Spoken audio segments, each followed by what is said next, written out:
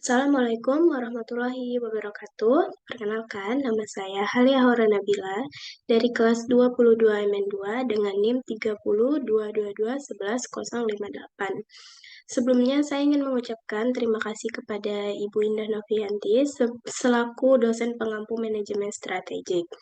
Pada kesempatan kali ini, saya akan mempresentasikan materi mengenai analisis ruang lingkup analisis strategis. Materi yang pertama yang mengenai lingkungan eksternal, internal, dan keunggulan bersaing. Lingkungan eksternal. Dalam manajemen strategis, lingkungan eksternal mengacu pada semua faktor di luar perusahaan yang dapat mempengaruhi operasi dan keputusan strategis perusahaan tersebut. Lingkungan eksternal biasanya terdiri dari faktor-faktor yang tidak dapat dikendalikan oleh perusahaan, tetapi penting untuk dipahami dan diperhitungkan dalam proses pengambilan keputusan strategis. Dalam lingkungan eksternal ada beberapa contoh yang dapat saya ambil. Yang pertama, pasar dan persaingan.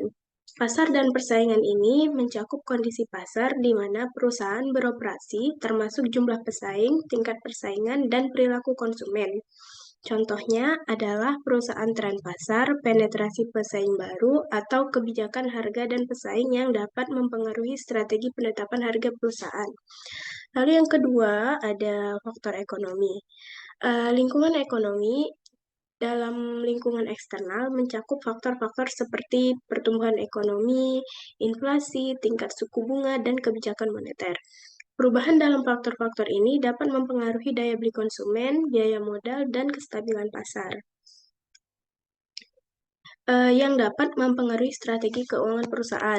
Lalu yang ketiga ada regulasi dan kebijakan pemerintah. Kebijakan pemerintah, peraturan, dan hukum yang berlaku dapat memiliki dampak signifikan terhadap operasi perusahaan. Contohnya termasuk perubahan peraturan lingkungan, pajak, atau kebijakan perdagangan internasional. Selanjutnya ada faktor sosial dan budaya. Lingkungan sosial dan budaya mencakup nilai-nilai, preferensi, dan tren dalam masyarakat yang dapat mempengaruhi permintaan produk dan layanan perusahaan. Contoh dari lingkungan ini adalah perubahan tren gaya hidup, preferensi konsumen, atau kesadaran akan isu-isu sosial tertentu. Selanjutnya, yang kelima ada teknologi. Perkembangan teknologi sendiri dapat mengubah lanskap industri dan cara perusahaan beroperasi. Contohnya termasuk inovasi teknologi baru, adopsi internet, atau perubahan dalam tren teknologi yang mempengaruhi cara produk diproduksi atau dipasarkan. Yang terakhir ada faktor ekologi dan lingkungan. Faktor-faktor lingkungan seperti perubahan iklim, keberlanjutan, dan kebijakan lingkungan juga merupakan bagian dari lingkungan eksternal perusahaan. Perusahaan harus memperhatikan dampak operasinya terhadap lingkungan dan kebutuhan untuk beradaptasi dengan perubahan regulasi dan tuntutan konsumen terhadap keberlanjutan. Selanjutnya, aspek penting dalam hubungan lingkungan eksternal. Yang pertama, ada identifikasi peluang bisnis, lalu yang kedua ada analisis persaingan, yang ketiga ada perubahan lingkungan, lalu yang keempat ada identifikasi ancaman. Selanjutnya kita masuk ke lingkungan internal. Lingkungan internal sendiri dalam konteks manajemen strategis merujuk pada elemen-elemen internal dalam suatu organisasi yang mempengaruhi perencanaan dan pelaksanaan strategi bisnis. Lingkungan internal mencakup sumber daya, kemampuan, struktur organisasi, budaya perusahaan, dan proses bisnis yang ada di dalam perusahaan. Dalam manajemen strategis, lingkungan internal merujuk pada faktor-faktor yang terdapat di dalam organisasi itu sendiri, yakni yang dapat mempengaruhi strategi dan kinerja perusahaan. Lingkungan internal sendiri mencakup sumber daya, kapabilitas, budaya organisasi, struktur organisasi, sistem manajemen, kekuatan dan kelemahan, serta faktor lain yang dapat dikendalikan oleh manajemen. Selanjutnya ada beberapa contoh dari lingkungan internal dalam manajemen strategis. Yang pertama ada sumber daya manusia atau SDM. Jadi keterampilan, pengetahuan, dan keahlian karyawan adalah faktor internal yang sangat krusial. Perusahaan yang memiliki karyawan yang terampil dan berdedikasi dapat mengembangkan keunggulan kompetitif. Selanjutnya ada sumber daya finansial. Ketersediaan modal, arus kas, dan manajemen keuangan perusahaan mempengaruhi kemampuan perusahaan untuk mengimplementasikan strategi, mengembangkan produk, dan memasuki pasar baru. Yang ketiga ada budaya organisasi. Dalam budaya organisasi terdapat nilai, norma, dan sikap yang mendominasi di dalam organisasi dapat mempengaruhi bagaimana keputusan dibuat dan bagaimana sesama pekerja itu berinteraksi dan bagaimana inovasi diterima. Lalu yang keempat ada struktur organisasi. Struktur organisasi sendiri adalah cara di mana organisasi diatur, termasuk tingkat hierarki, departemen fungsional, dan aliran komunikasi, dapat mempengaruhi fleksibilitas dan kecepatan tanggap terhadap perubahan lingkungan eksternal. Lalu yang kelima ada teknologi dan sistem informasi. Infrastruktur teknologi informasi dan sistem manajemen yang digunakan dalam perusahaan dapat mempengaruhi efisiensi, produktivitas, dan kemampuan untuk beradaptasi dengan perubahan teknologi. Selanjutnya ada kekuatan dan kelemahan. Identifikasi kekuatan internal atau aspek-aspek yang memberikan keunggulan kompetitif dan kelemahan atau aspek-aspek yang membatasi kinerja atau pertumbuhan penting untuk pengembangan strategi yang efektif. Baik, materi selanjutnya yakni keunggulan bersaing atau competitive advantage dalam manajemen strategi sendiri merujuk pada keadaan di mana sebuah organisasi memiliki keunggulan relatif dalam suatu industri atau pasar yang memungkinkannya untuk mencapai hasil yang lebih baik daripada pesaingnya. Keunggulan bersaing dapat berasal dari berbagai sumber, dan memahami dan memanfaatkannya dengan efektif adalah tujuan utama dari manajemen strategis. Nah, selanjutnya ada beberapa jenis keunggulan bersaing yang umum. Yang pertama, keunggulan biaya. Organisasi memiliki biaya produksi atau operasi yang lebih rendah dibandingkan dengan pesaingnya. Ini disebabkan oleh efisiensi dalam penggunaan sumber daya, skala produksi yang besar, akses ke sumber daya yang murah, atau teknologi yang lebih efisien.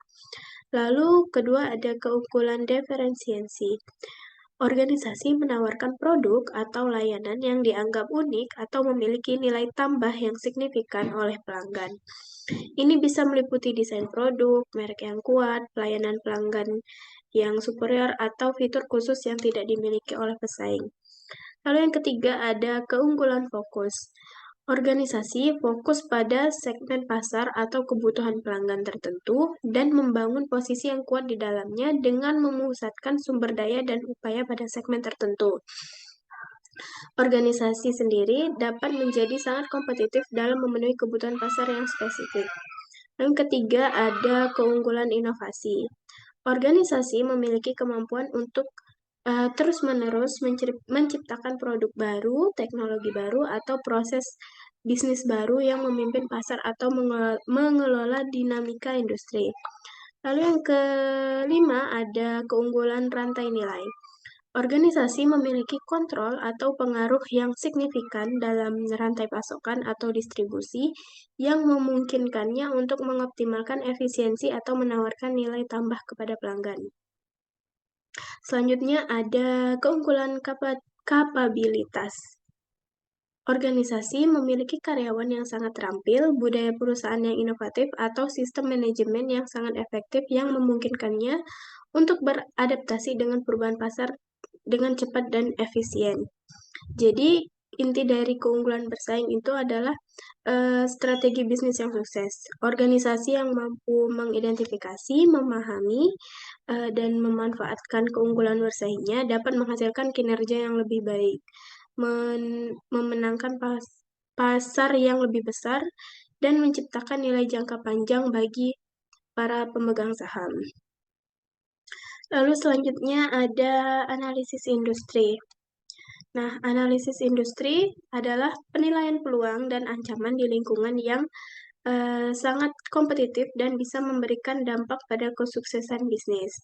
Analisis industri atau industri analisis ini merupakan penilaian pasar yang banyak digunakan oleh pebisnis dan analisis agar bisa memahami dinamika persaingan di dalam suatu industri.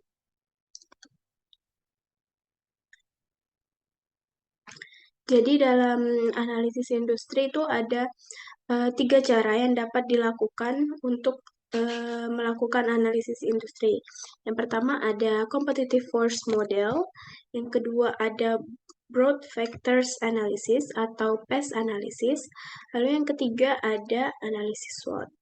Yang pertama, kita akan bahas yang pertama itu competitive force model, yakni persaingan di antara peserta dalam industri atau rivalry among existing competitors. Lalu yang kedua, ada ancaman dari produk atau jasa pengganti atau threat of substitutes.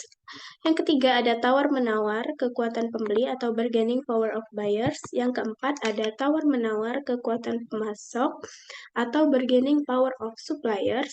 Yang kelima, ada ancaman masuknya pesaing baru, threat of new entrants. Lalu yang kedua ada broad factors analysis atau yang lebih disingkat dengan PES analysis. Jadi, broad factor analysis atau yang dikenal dengan analisis PES, political, economics, social, and technology adalah kerangka kerja yang sangat penting dilakukan untuk melakukan analisa lingkungan eksternal. Jadi, untuk melakukan PES sebagai analisis industri, yang harus dilakukan analisis dari setiap modal yaitu analisis dari faktor politik. Kenapa dari faktor politik? Karena faktor politik sendiri mampu memberikan pengaruh pada industri yang di dalamnya mencakup kebijakan dan peraturan tertentu yang berkaitan dengan berbagai hal, seperti peraturan lingkungan, pajak, kebijakan, perdagangan, tarif, undang-undang ketenagakerjaan, kemudahan dalam berbisnis, dan stabilitas ekonomi secara menyeluruh. Lalu ada faktor ekonomi. Kekuatan ekonomi sendiri mampu memberikan dampak pada industri. Di dalamnya termasuk suku bunga, inflasi, nilai tukar, tingkat pertumbuhan PDB, kondisi pasar modal, dan lain sebagainya. Lalu faktor sosial. Dampak sosial dalam industri ini mengacu pada tren di masyarakat dan mencakup berbagai hal seperti perilaku masyarakat, demografi, dan peningkatan populasi. Selanjutnya ada faktor teknologi. Aspek teknologi dalam analisis PES mampu menggabungkan berbagai faktor seperti kemajuan dan perkembangan yang mampu mengubah cara bisnis untuk beroperasi dan cara orang lain untuk menjalani kehidupannya. Selanjutnya, ada analisis SWOT. Jadi pada dasarnya, kekuatan atau strength dan kelemahan atau weakness berasal dari internal perusahaan dan hal tersebut bisa dikontrol dan bisa juga berubah. Contohnya seperti siapa saja yang ada di dalam anggota tim tersebut, properti intelektual, dan hak paten dan lokasi perusahaan tersebut. Sedangkan peluang dan ancaman itu berada di lingkungan eksternal yang mampu memberikan dampak pada bisnis atau hal lain yang terjadi di luar perusahaan atau pada pasar besar. Jadi, pengusaha bisa memanfaatkan peluang dan juga melindunginya dari ancaman, tapi pengusaha tidak bisa mengubahnya. Nah, analisis SWOT ini juga merupakan metode yang bisa dijadikan sebagai cara yang tepat untuk meringkas beragam kekuatan industri dan juga menentukan implikasinya terhadap bisnis. Analisis SWOT sendiri juga akan bergantung pada faktor internal dan faktor eksternal, di mana umumnya akan berdasarkan pada kemungkinan hal tersebut terjadi dan dampak potensinya terhadap perusahaan. Ya, terima kasih. Baik, mungkin itu saja yang dapat saya sampaikan. Lebih dan kurangnya saya mohon maaf. Eh, kepada Tuhan saya mohon ampun. Assalamualaikum warahmatullahi wabarakatuh.